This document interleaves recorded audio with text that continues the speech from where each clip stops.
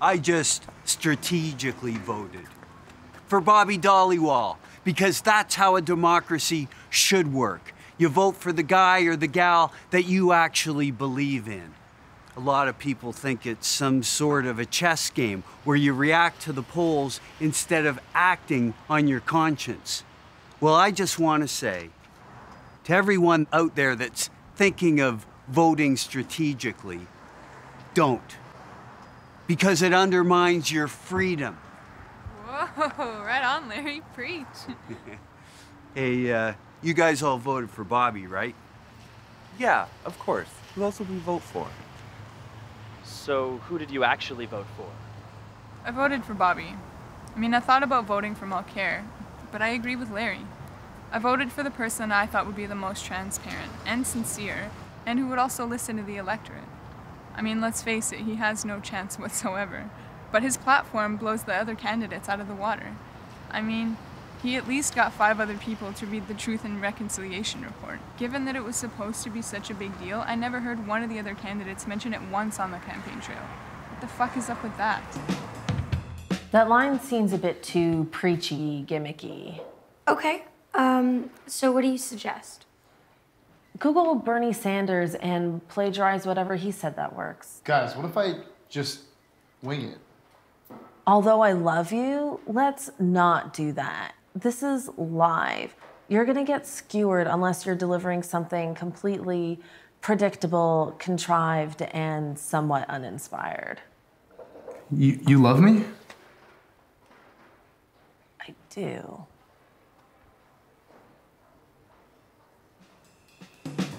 Hey, there's the guy I just voted for it. I hope that's a victory speech you're rehearsing. Yeah, well, about that, what if I just deliver the victory speech, even though it's a long shot? I mean... Oh, come on. The polls have been wrong before, Bobby. He's right, you're not out of this yet. Tonight's gonna go really well. You know what, guys? I'm confident enough to say that I probably 100% will win. Thanks, Larry and team.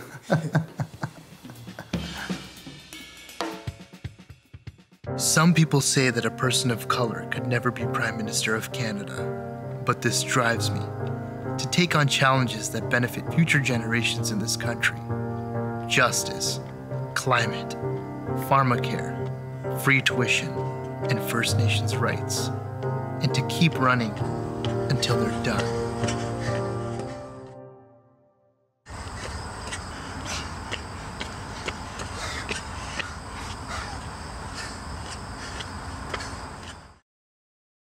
So, how are you guys feeling about this whole experience? I feel illegally unpaid. That's true, but I did learn a lot. Almost enough to put me off politics completely. What we were trying to do here was so refreshing, but nobody cared. The apathy, the lack of information, the misinformation, and this whole thing with the candidates and their campaigns and the media, they're like a stale old married couple. They just keep spewing the same old shit. Nobody actually cares, and nobody has any interest in real change. Or big ideas. They're so petrified of big ideas. I just hope that this younger generation is able to get over this block of mind or whatever it is, so that we at least have some chance of evolving as a society.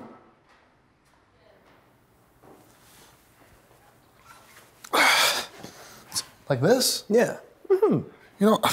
I feel more like a Power Ranger, though. That's the thing. I don't feel like this is a power stance. Well, it was on a TED Talk. Those things are thoroughly vetted and foolproof.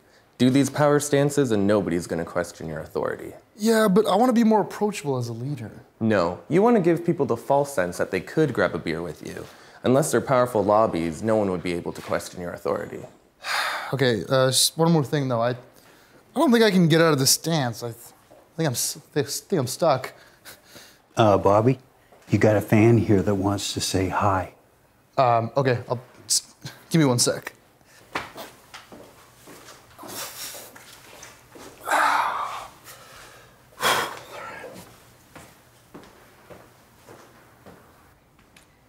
Hey!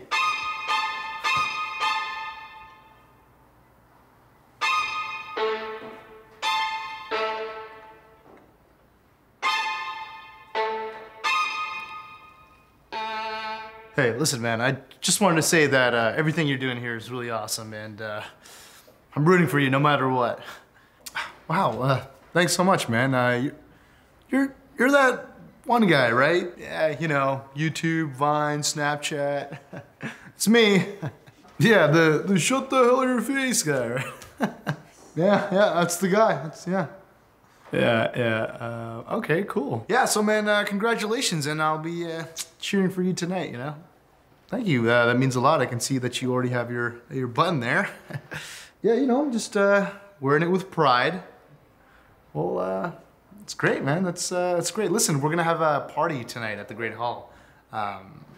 You know, in celebration. If you want to swing by, you know, everyone's invited. So, gee, thanks, man. And I'll make sure to swing by. Yeah. Okay. Well, you know, thanks so much for stopping by, and hope you have a great evening. Yeah, man. You too. And good luck once again. So, all right. Take care, man. See you later.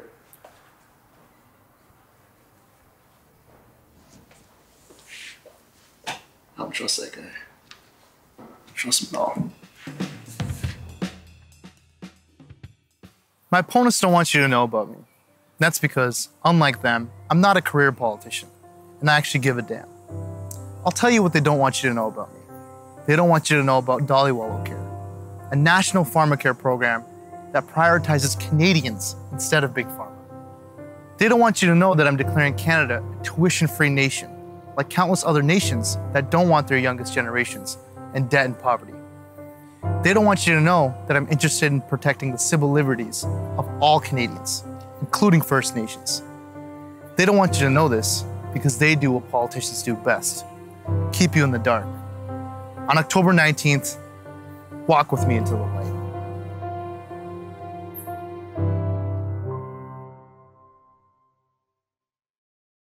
I don't think that my large, probably illegal, financial contribution to this campaign was entirely a waste. 2 hours left until the polls close. This is so exciting. So, how are you feeling? A bit nervous, to be honest. You know, it's just kind of taking it all in. It's a bit overwhelming, and there's some things that I've really learned from all this. It's a bit of an eye-opener.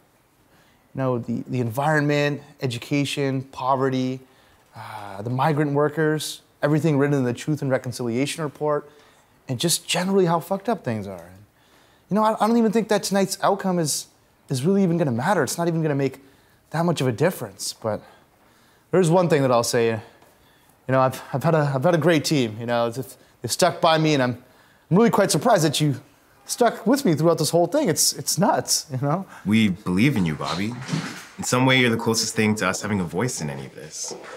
Anyone care for some cookies? No. Get that. No, it's really okay. Get that shit out of here. Get it out of here. I don't want. Just, Larry, please. Time and place.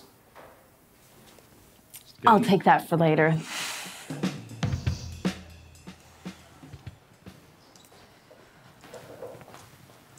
I'm not entirely sure Bobby's feeling up to this.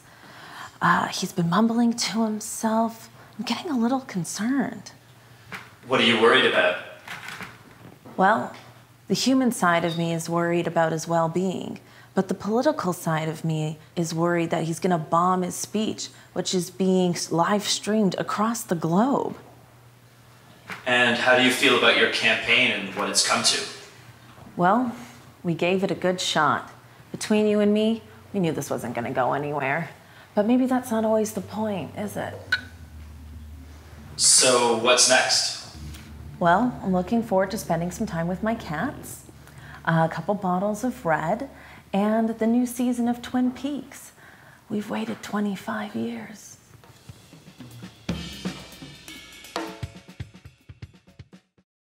Hurry in and save, save, save.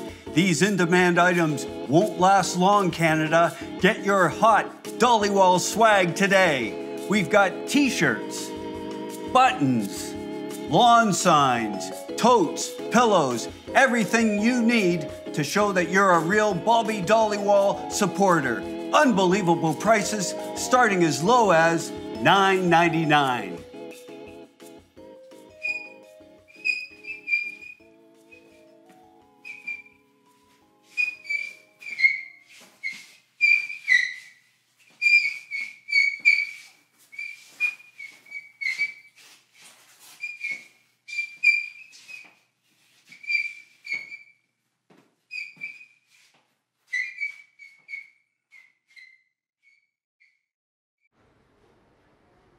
I think we should just rip the Band-Aid off, get it over with. Well, I'm not gonna do it. But it'll be so much less brutal if you do it. No way. You guys know this isn't a real wall, right? It's like barely even a bookshelf. And I'm right over there, so I can hear everything. Mo, I'm so sorry. We couldn't get an accessible space for the party tonight. There are a lot of stairs. So security or us, if you want us to, we're gonna have to carry you up the entrance stairs. Yeah, we didn't know how to tell you. TV set. Okay, guys, polls are closed. Let's go check out the action, or more appropriately, the inaction.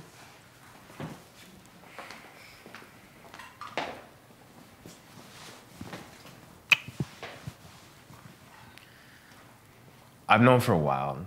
I just thought they'd own up to it a little sooner. I'm sure they tried, though. It's just unfortunate that in a big city like Toronto, so few public spaces are accessible.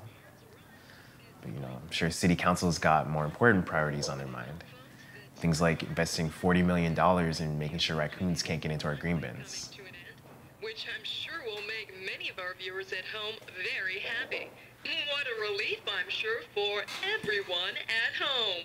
Bobby Dhaliwal will definitely not be Canada's next Prime Minister. Although only 2 of the 66,000 polls are reporting right now, I think it's safe to say that guy has no chance of crawling out of this one alive. I can't believe he's even managed to get 1%. What was you're an idiot, when he lady. decided to run? Don't worry about it. She doesn't even know what she's talking about. She's a robot.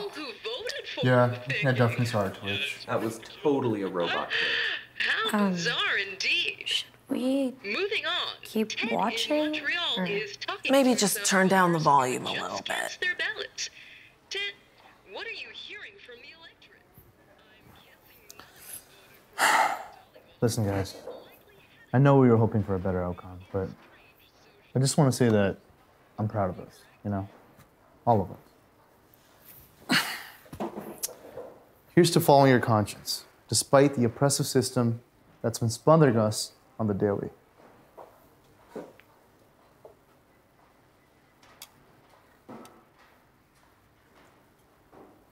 Well, the car should be here now. Should we head out?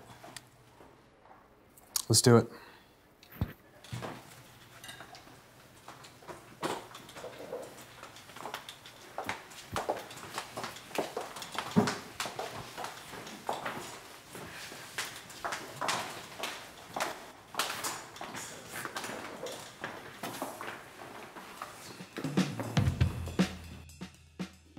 Now, it's too early to make a call at this point, but I think it's fair to say that one candidate has no chance whatsoever.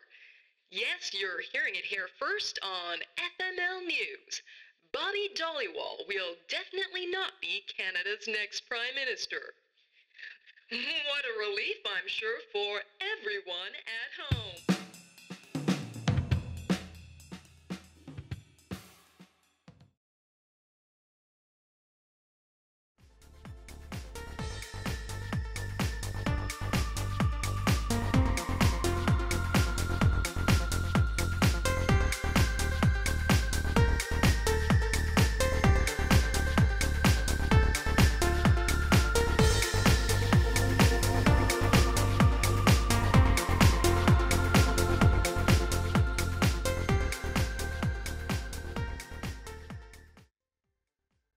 Let's talk about Bobby. Looks like he included his picture. Let's start with the experience section. It says here he majored in women's studies. He's concerned about gender equality. That just doesn't seem like something a real leader would care about. So, what are his policies? Legalizing marijuana. Is that the biggest problem we have to solve? Looks like he's suggesting we all read this thing called the Truth and Reconciliation Report. Like that's gonna solve anything. Seems like he's got some growing up to do.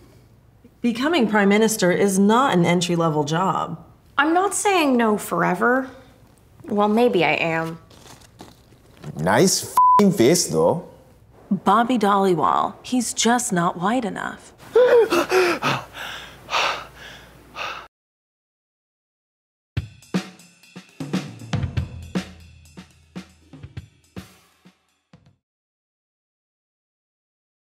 This is Kyla Cook with FML News reporting live from the Dhaliwal campaign.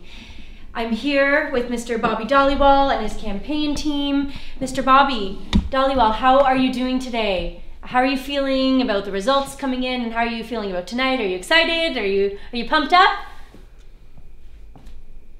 Right.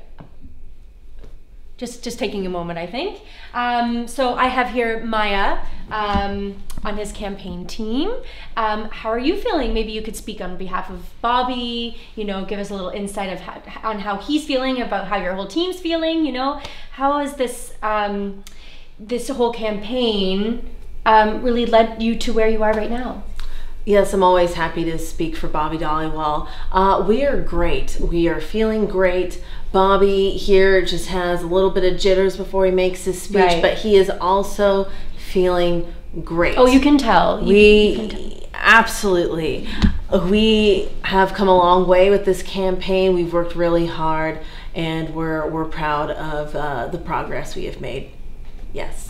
Wonderful. That's great news. And here to the left, what is your name, by the way? My name is Nina. Nina, and nice to meet you, Nina. How are you feeling about tonight? Are you getting excited? Yeah, it's going very well. Fantastic. And behind Nina here we have... Oh, I'm Avi. Avi, how are you feeling? Great. Yes. Are you really excited about tonight? How do you think everything's going to end up happening, working out? Terrifically. Great. And we have Brittany here. Brittany, what exactly do you do with the campaign team? I'm the assistant speechwriter. Although we don't have a speechwriter, but yeah, I just help. So you help out yourself, basically. Yeah, Nina and I do a lot of work together. Fantastic. That's Yeah. wonderful. And just to the right of Bobby over here, we have, what's your name? I'm Cassandra. Cassandra, it's so nice to... It's actually Cassandra, if you will. Oh, excuse me. I'm so it's sorry. okay. Cassandra, do we have that? Okay. Very nice to meet you, Cassandra. And Nice to meet you too. you look like you know Bobby quite well. I mean, what's the relationship there? What's happening? We've been seeing each other for a little bit. It's nothing really. We're just taking it slow. How do you feel about that, Bobby? It's cool. Yeah, you feel great. Yeah. Just say you feel great. Feel good. You feel good. Oh, fantastic. We hear from the man himself. That's wonderful. Well, you look like a really nice political couple, really professional. It looks great. I love this. Fantastic. All right. Well, thank you very much, everyone. It's Kyla again reporting from FML News, and I hope you have a lovely evening. Best of luck to the campaign team and Bobby. Bye.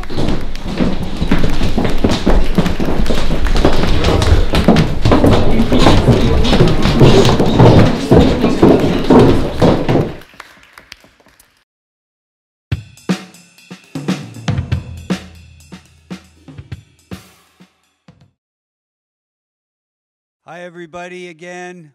I'm Larry. I'm Bobby's official left-hand man, and this is my good friend, Mo. Hello, everyone. How's everybody doing today? Yeah. Please welcome the undisputed leader of the party and your unofficial next Prime Minister of Canada, Bobby Dhaliwal.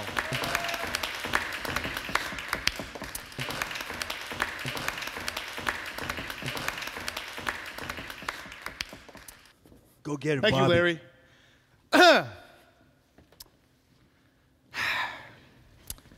Tansi Uma, Bobby Dhaliwal.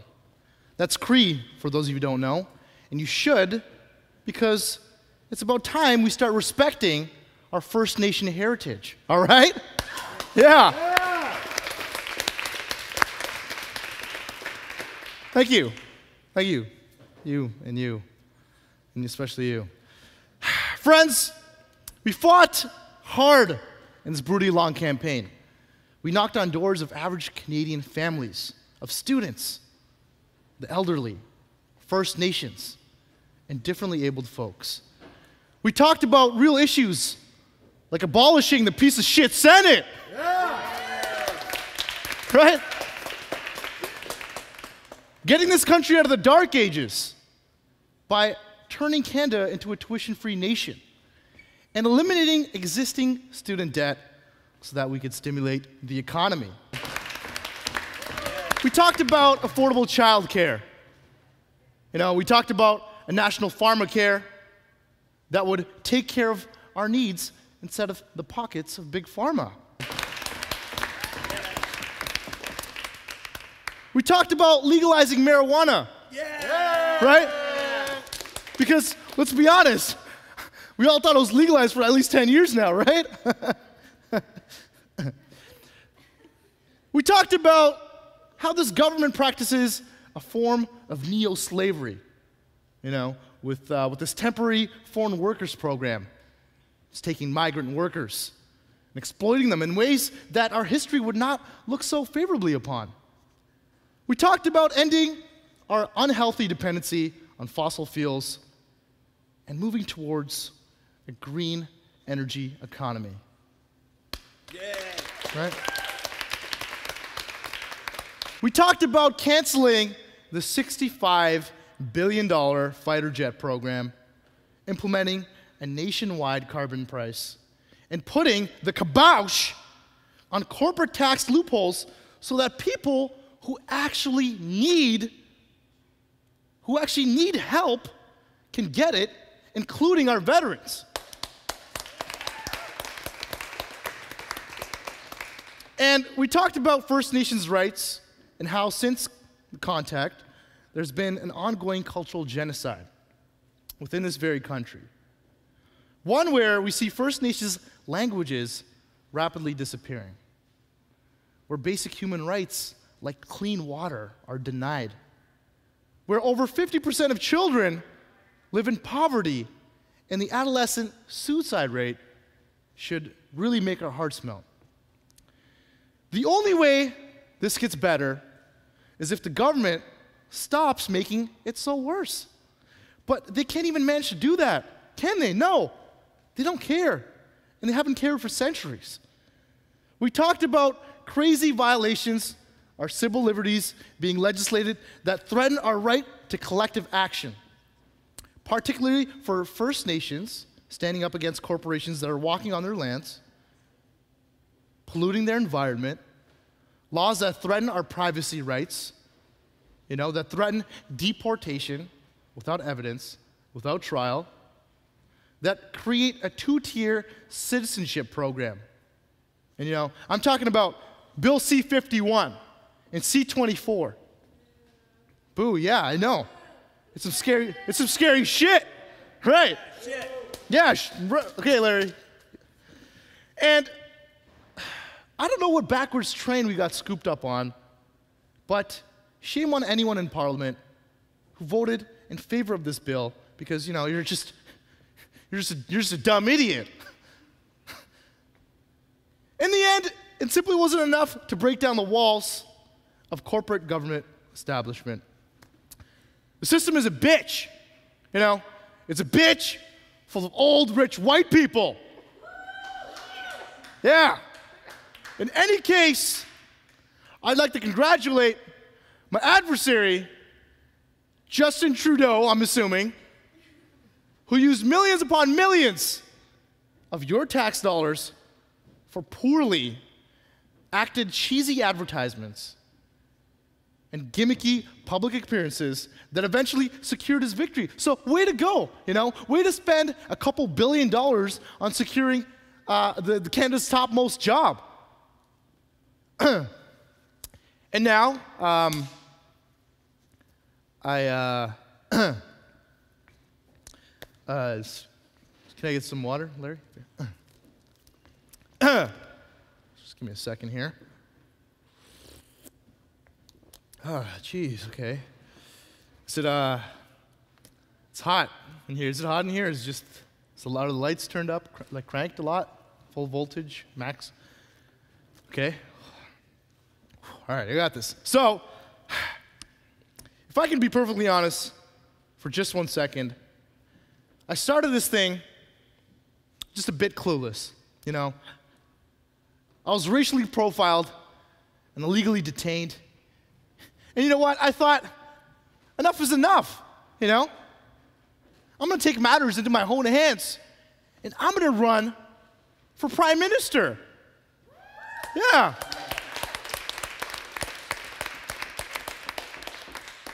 A bunch of smart and slightly delusional people, my campaign team, lovingly put their faith in me and what I was trying to do.